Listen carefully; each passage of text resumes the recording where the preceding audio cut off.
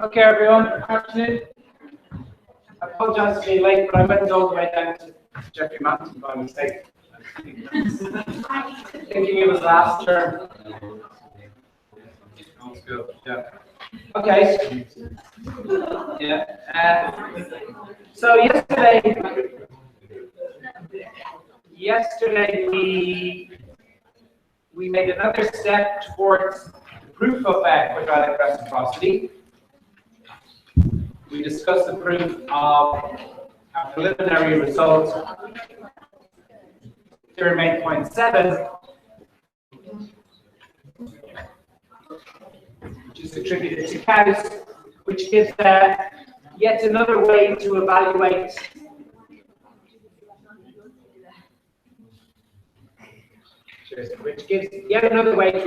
the Legendre system, to decide if the given number is a quadratic residue or not, modulo prime.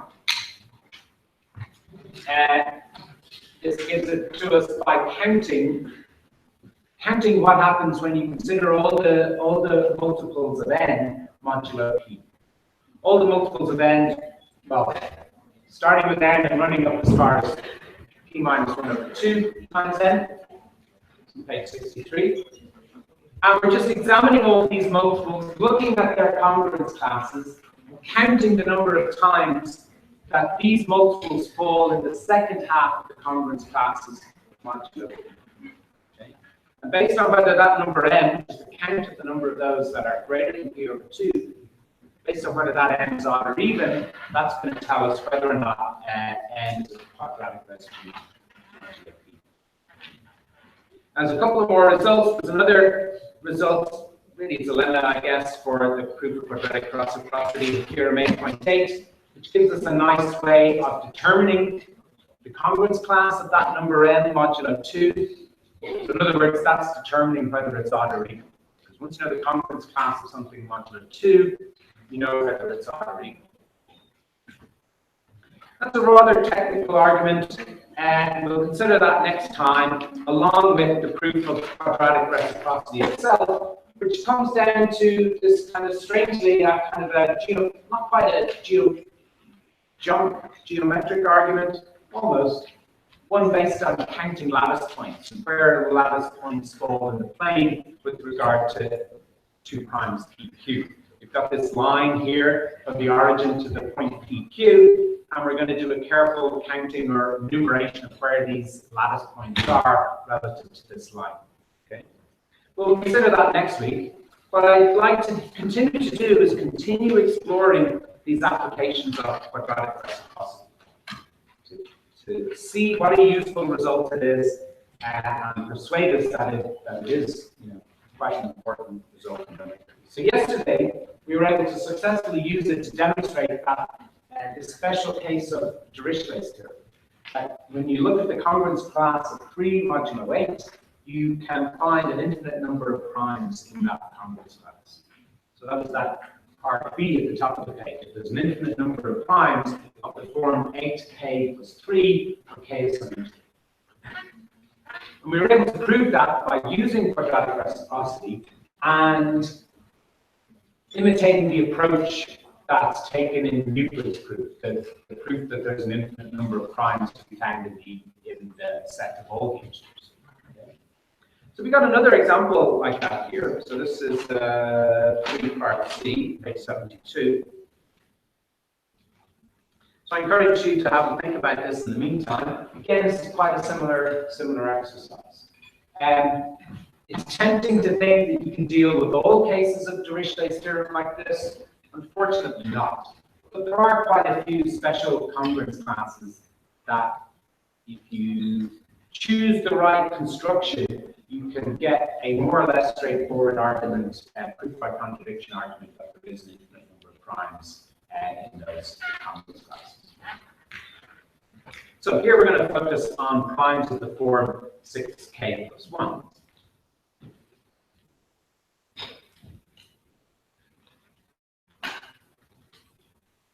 They certainly do exist. There's no absolutely no doubt about that, because 7, 13, 19 are all prime numbers. course, the next number in that congruence class will be 25. That's not a prime. But the one after that, 31, that's certainly a prime. So there's certainly quite a few primes in that form. The question is there only a finite number or an infinite number? Okay.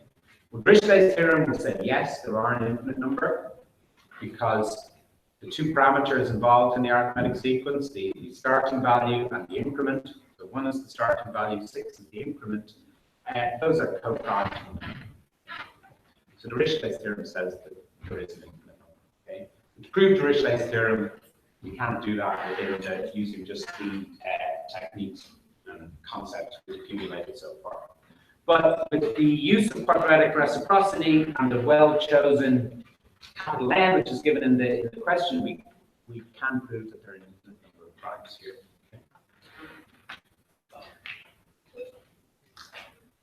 Okay, so again, we're following the same structure as Euclid's proof. So inspired by Euclid's proof. By that I mean the proof that there's an infinite number of primes in the set of integers themselves. We assume here that there's only a finite number of such primes. So assume there's only a finite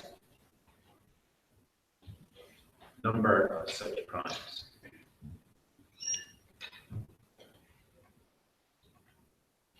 Primes in the form of 6k plus 1. Okay.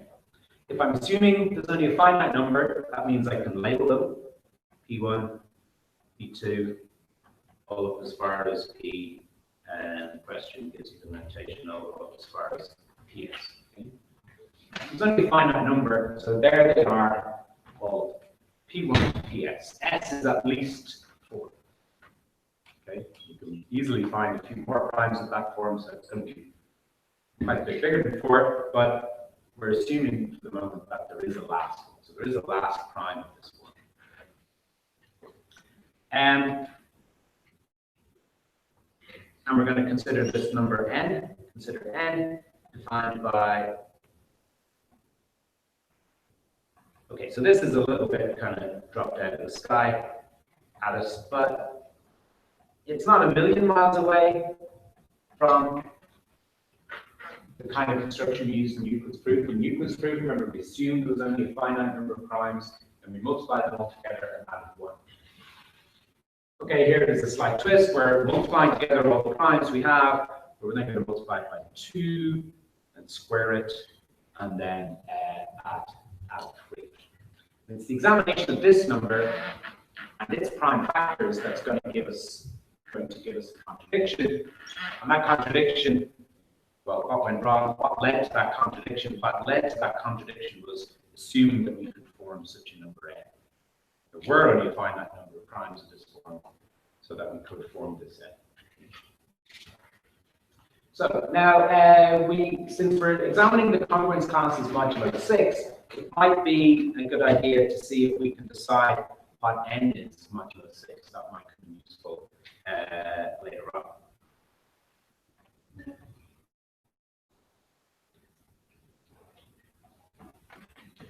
So, a bit of kudos to the first person who can tell us correctly what congruence class is n modulo 6.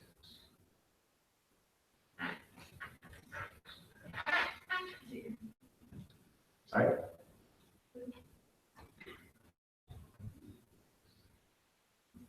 That has 3. Why? So you gotta have why. You gotta have the explanation. So what is n modulo 6?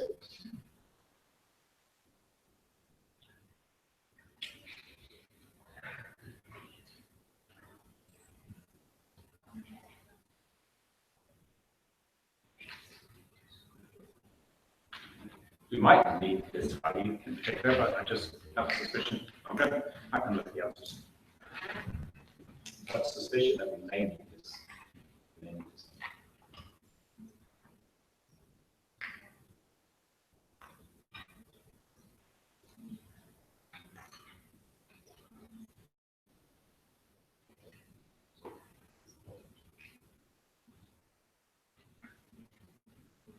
Did that explanation end with an answer?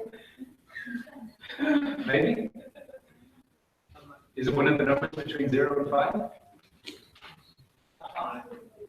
Sorry?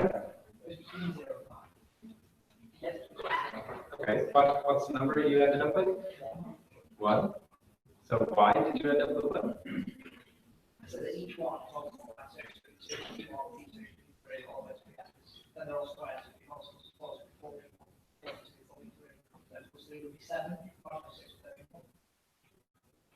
Yeah, but hang on. You seem to be, in your explanation, you seem to be associating the 2, a factor of 2 with each of the PIs. Sorry, yeah. Okay, maybe that's not clear what I've written, but I just mean 1, 2 at the front, and then P2, P3 as far as PS. So sorry, there's just one factor. Okay, I suppose that's a little bit unclear. There's one factor of 2 inside the bracket. But you're definitely arguing along the correct lines. So, but just knowing that there's only a 2, there's only 1, 2 inside the bracket. What should it be?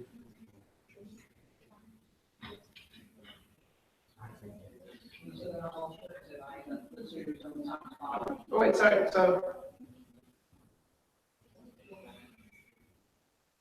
no, explain your argument again. Sorry. So it's roll to P1, 2, P1, 2, 2, 2. No, there's just 1, 2 at the beginning. It's on the first one then, so then after that one gets squared. That would then 41 and 37. Yeah. Yeah. And all these other P's along here, do they change it? No, because they're all congruent to 1, modulo 6. So yeah. So you've got this 2 here. The 2 gets squared, which is congruent to 4. And then you're just re-multiplying it by loads of things and squaring them, but loads of things that are just congruent to 1. Modulo 6. So this whole, the square of this whole bracket is definitely congruent to 4 modulo 6. So yeah, 3 gets 7, which is 1. Yeah. So what is n modulo 6? N is congruent to 1 modulo 6. So yeah, so that's right. So that's just using the basic principles of how our arithmetic operations of multiplication and addition, how they fit with congruence. Yeah. Now, I'm not 100% sure we need that piece of information, but it just seems maybe slightly relevant. Okay. Now, if we're following Euclid's proof, Euclid's argument considers this mu number that we formed, and we examine the prime factors of this. Okay. So n has prime factors. It may happen to be prime itself, perhaps. We don't know, but it certainly has prime factors. Either in itself is prime or it factors into primes. So we let Q be a prime and suppose that Q divides N. Now we want to home in on these Q's and ask ourselves what properties they have. And by implication, this is going to involve quadratic residues. You can see the squaring taking place there. So maybe we want to get towards talking about the quadratic residue, the quadratic residues modulo Q. If Q divides N, that means Q is dividing this number here, this bracket squared plus 3.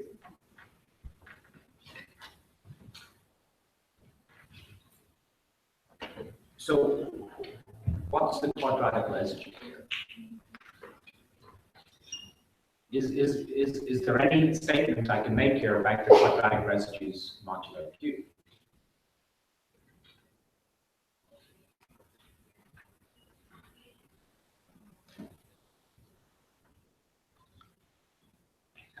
What's the congruence modulo Q that comes out of this? See, Q is dividing this. It means this bracket squared plus 3. That means it's congruent to 0 modulo Q.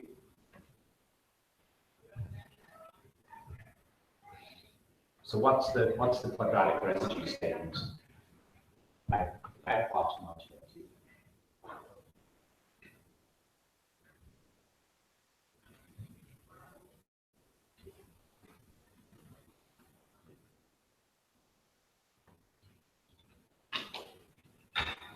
Well, you know, like 4 and 9 are quadratic residues modulo Q, because 4 and 9 are square integers, and we know that. But this is telling us, you know, we've got a new piece of information about quadratic residues modulo Q.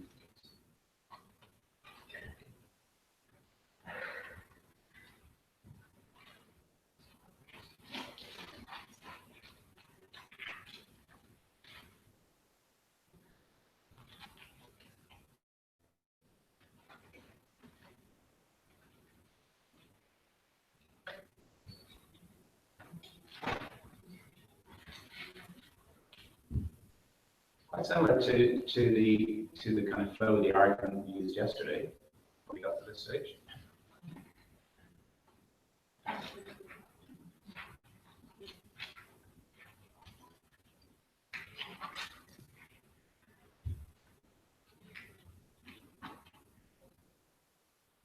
You can see the square sitting here. We got something square. You know, we got the contents of this bracket. Bother to write them down. It's not so important at the moment what they are, but we got the contents of that bracket squared plus 3 is equal to 0. So yeah. So the bracket squared is congruent to minus 3 mod Q. So let's say,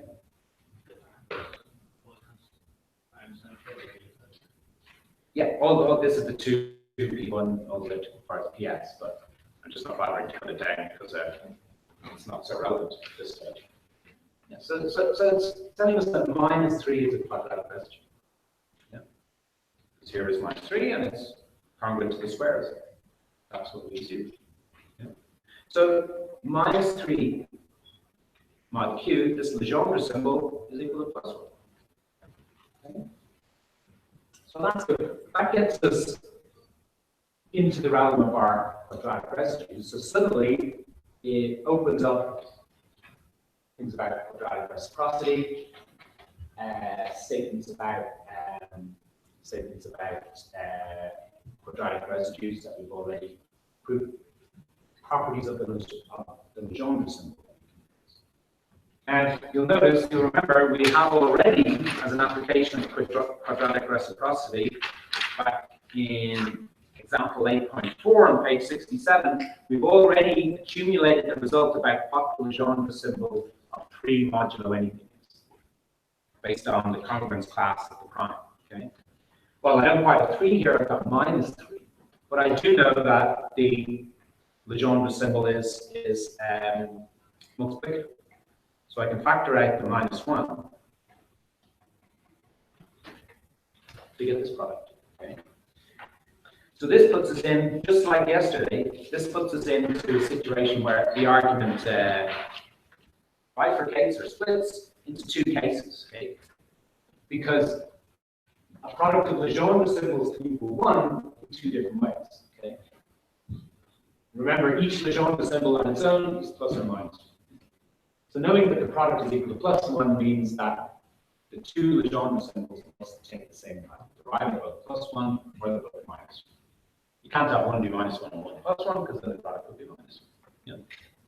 So again, that gives us our 2 cases. Either minus 1 mod q is equal to plus 1 and 3 mod q is equal to plus 1, or minus 1 mod q equals minus 1 and 3 mod q equals minus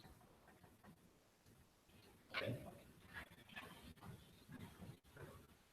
This is good. We're getting a reduction. You know, generally, if you're asking the question, what's the status of minus 1 and 3 modulo something, there's 4 possibilities. Okay?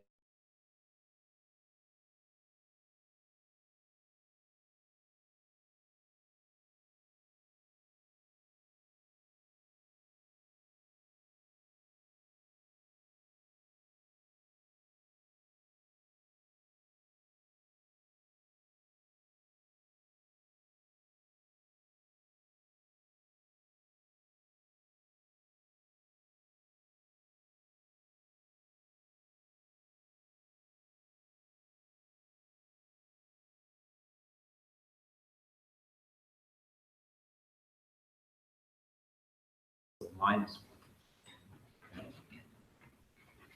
So I'll just put down those conditions now. They're all statements about the congruence class of Q modulo something.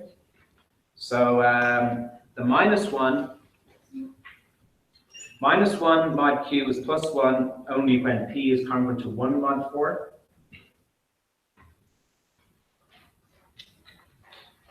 And the minus 1 is minus 1 when P is congruent to 3 mod 4. Sorry, Q, not P, Q. Q is congruent to 3 mod 4.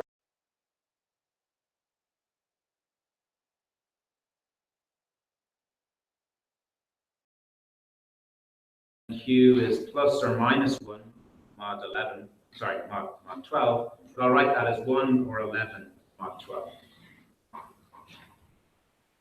And 3Q is minus 1 when it's the other two possibilities, which is plus or minus 5, which will take us 5 or 7.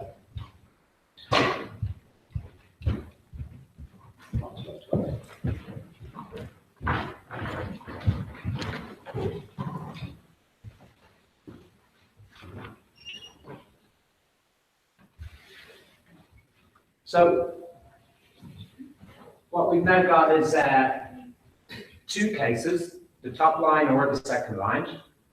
And each line is a conjunction, an and, two different statements about the congruence class of Q modulo 4 and modulo 12.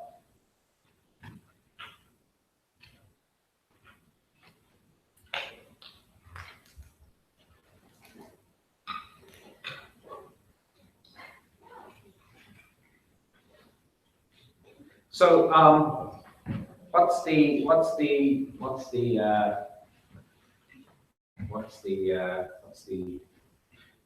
how do you squash those together? How do you simplify those down to just two simpler statements about the congruence class of Q?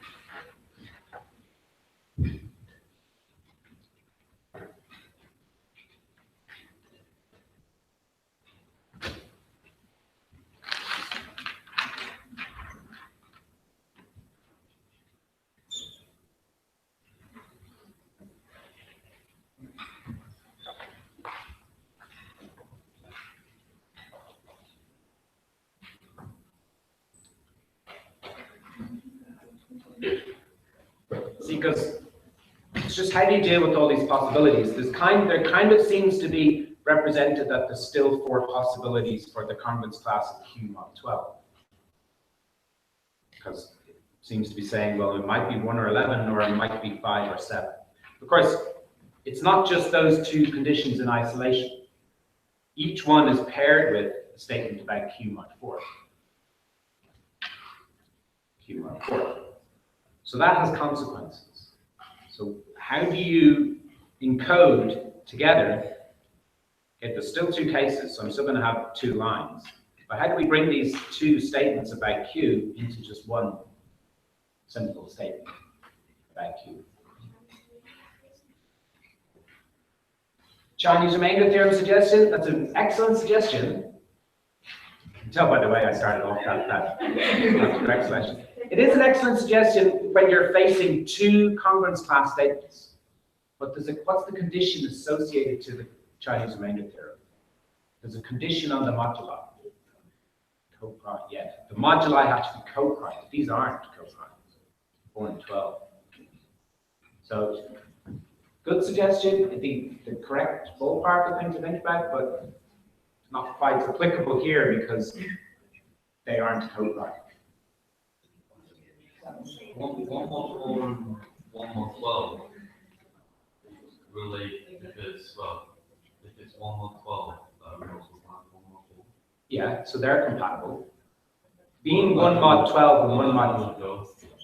So what's wrong with being? It doesn't link to 1 mod 4. Yeah, because what are you if you're 11 mod 12?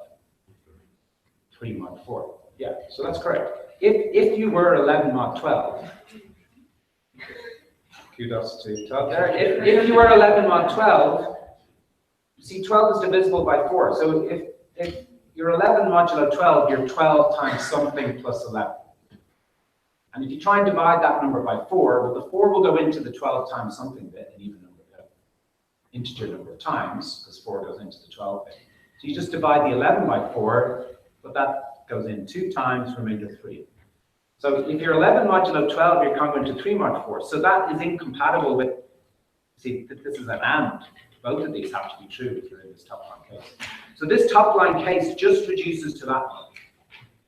Q is only congruent to 1 mod 12. And then what about the second line? Anybody inspired by Todd to tell me what's the second line?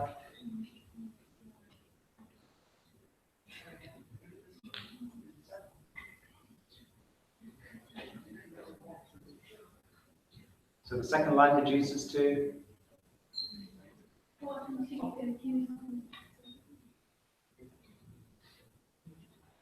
Speak up, yeah, go. 7, yeah, so the 7 is compatible. If you're 7 mod 12, you're 3 mod 4, but if you're 5 mod 12, what are you? 1 mod, yeah. So the 5 is not compatible with being 3 mod 4. The only way that you can satisfy both of these is if you are 7 mod 12.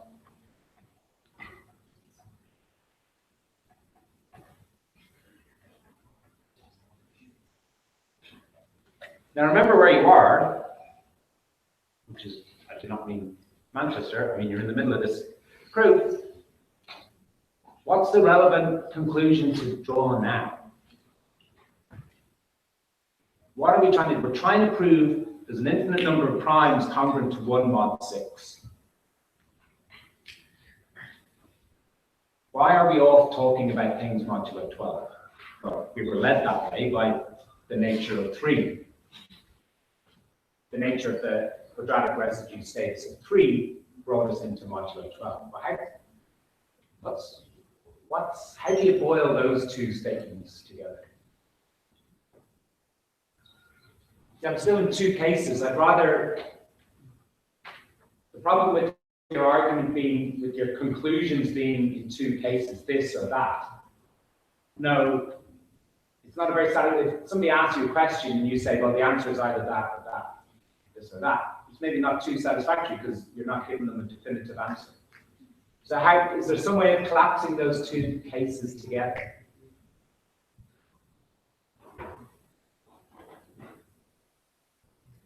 In a not entirely unrelated way to the way the original question was posed.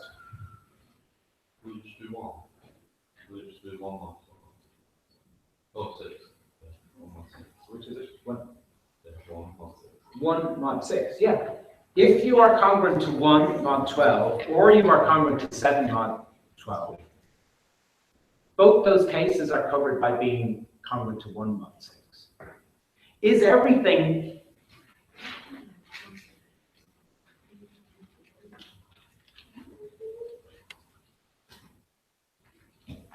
and does it go the other way as well? Is everything that is congruent to 1 mod 6 either 1 or 7 mod 12?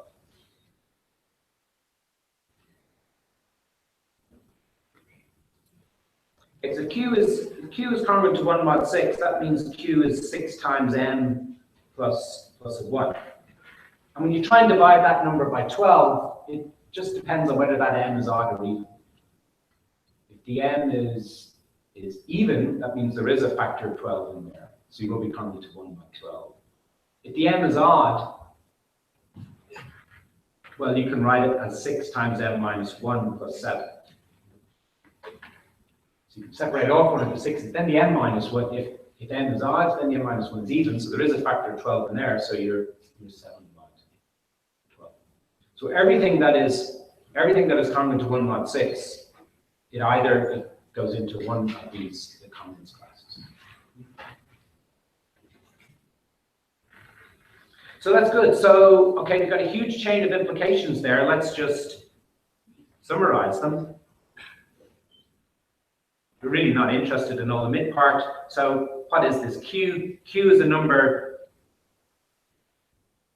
dividing Rn. And the conclusion is Q is congruent to 1 mod 6.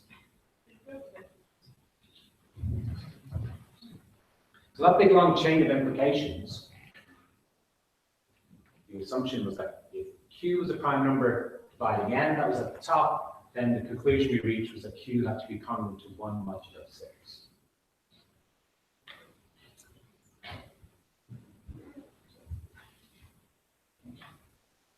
Okay, so I need someone to get us to the contradiction. I need us all to get to the contradiction. Is anything glaringly contradictory yet? Or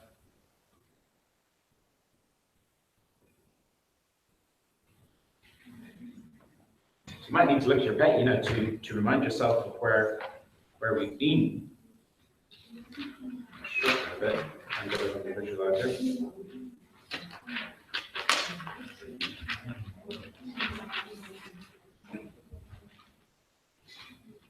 So cutting out that big chain of implications, this is where we are.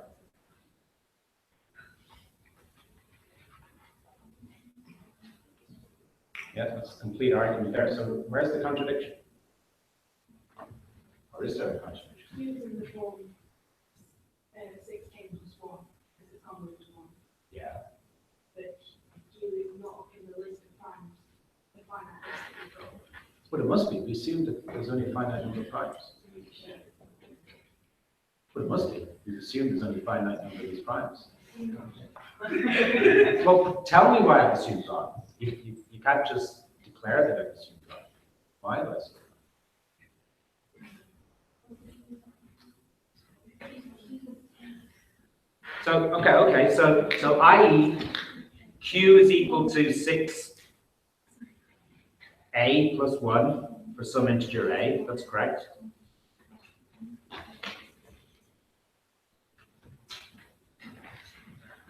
So we should, well, if we follow our assumption, we can only go back and query the assumption once we've arrived at the contradiction. That's how proofs by contradiction work.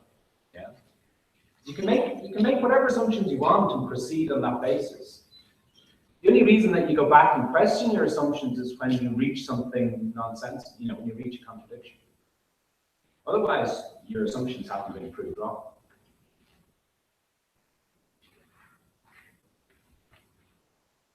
But by the same token, to reach that contradiction, you got to keep pushing. You got to work the assumption. So how do you actually invoke the assumption? Sorry? So we're in the end. Behind the ball. So this 116 and putting it back into the original. Well, putting what back into what? Use the fact that Q divides n. Yeah, Q divides n. We've assumed, and Q is 6a plus 1, but we've assumed there's only a finite number of prime numbers that are of the form 6 times something plus 1. So in other words, Q is one of these. That's the thing. Yeah, I think, is that what you're trying to get at with the substitute in? Yeah. So Q equals pi for some I between 1 and s. Q is one of these numbers.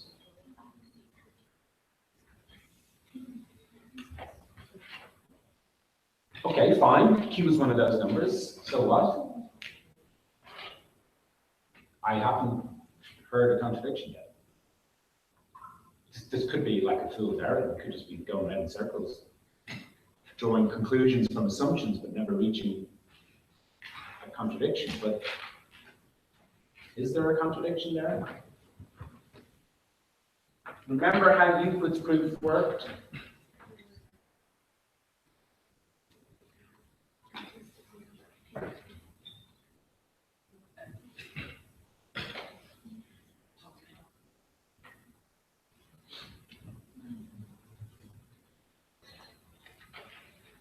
Let's think back how Euclid's proof that there's an infinite number of integers in the infinite number of primes in the integers work. Remember, I told you before that that's like the national anthem. Everybody has to know it. As mathematicians who study number theory, it's just a given that you're able to recite the proof that there's an infinite number of primes. So the proof that there's an infinite number of primes works. It's proof by contradiction. You assume there's only a finite number of them. starting P to the end P. What do you do with them? Multiply them all together, you add 1. This new number, which is the capital N, this new number you formed must have a prime factor, by definition. So it must be one of those P's that you multiply together, because you've assumed there's only a finite number of primes. So you've got a prime number, some P, that divides, multiplying together all the finite number of primes plus 1. But it is one of those finite number of primes. So therefore, it must divide 1. If it divides the whole number n, and it divides the large product within n, well, if you do n minus the large product, that's equal to 1. So you've somehow drawn a conclusion that you've got a prime number that divides 1. And what's the problem with that? Prime number dividing 1? There aren't any prime numbers dividing. To divide another integer, for one positive integer to divide another one, you have to be less than or equal to the one you're dividing. Typically, you have to be smaller than. But one only has one positive factor, namely itself. And primes, by definition, are numbers 2 or greater. So that's the contradiction that you reach at the end. It's nonsensical to say that you've got in your hand a prime number that divides 1. But the logic all the way was perfect. There's nothing wrong with the logic all the way. The problem that produced this prime in your hand that divides 1, the problem was the assumption you made at the very beginning that there is only a finite number of these. And that allowed you to construct this kind of self-contradictory number n. But if that isn't true, if there isn't an infinite number, then you can't form that self-contradictory number n. You can form an n like that. You can multiply together a load of primes and add 1. But all that will produce is a number which has prime factors which aren't on the original list. So along those lines, inspired by that, I mean, we still haven't heard the contradiction here. Yeah. So Q is one of the PIs. That implies that Q divides N, and, well, we already know Q divides N, and Q divides this brackety bit. i.e. Q divides 3. And what's the problem with Q dividing 3?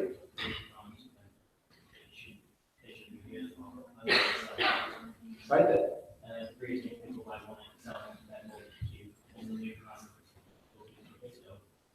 Well, if you've got a prime number dividing 3, what should you immediately conclude about the prime number? I think you almost said it there. It must be equal. Well, it can't be 1 because it's a prime number, so it must be equal to 3.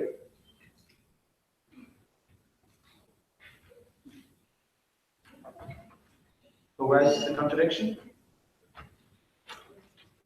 Is that contradiction? Could Q be 3? No, why not? Why is it? Because it's congruent to 1 mod 6, yeah? Q is congruent to 1 mod 6. Q being 3, that's your contradiction. Plain as day on the page, these two statements in the red boxes cannot simultaneously be true.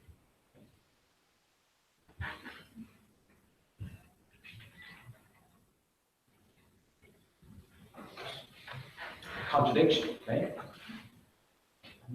But the logic that led to that was perfect. There was nothing wrong with our logic that led to the contradiction.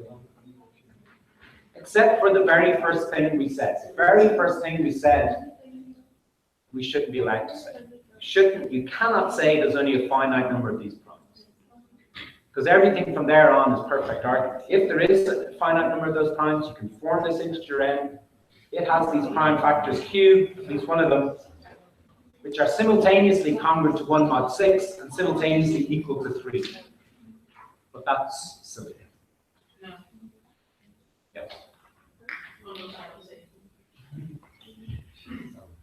Okay, so that's our contradiction. So our original assumption must be false.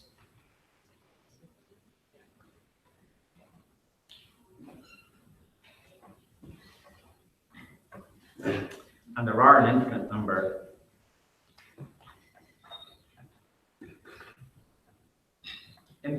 of such primes.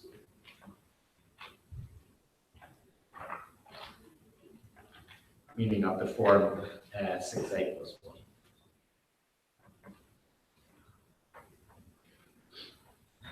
I believe there are maybe a few other specific instances of specific congruence classes, modulo, specific moduli, for which you can also find, proofs on the level of sophistication. But to get the general argument that in all such arithmetic progressions where there's a possibility to have primes, there will always be an infinite number of primes, then you need a bit more theory. You need a little bit of group theory. You need things called L functions and so on as one way to do it. But it's a little initial glimpse of some of the further reaches of number theory and the kind of things that have been achieved. And again, in number theory, we're always interested in these kind of questions, understanding more and more about how the prime numbers are distributed, and we always seem to get these kinds of results that it's very hard to make definitive statements about definitive structure that they have, because you kind of find them everywhere. So Dirichet's theorem says whichever congruence class you look in, modulo anything, unless it's obviously a composite congruence class, because it shares a common factor with the modulus. If it's not one of those obviously composite ones, then you will find an infinite number of prime numbers. But then you think of something like the twin prime conjecture featured in your coursework. Apparently there's loads and loads of cases where you've got a prime number followed immediately after, by another prime number. We don't yet know whether that process, that behavior stops at some point, or whether there's an infinite number. There's a vast number of them, a vast number have been found just by computer checking, but we've no solid argument at the moment that proves that there is an infinite number. Most mathematicians, I think, believe that that is so, and some progress has been made, but by no means. Okay, we'll leave that there for now. I'll see you again next week. We'll finish up proof of reciprocity.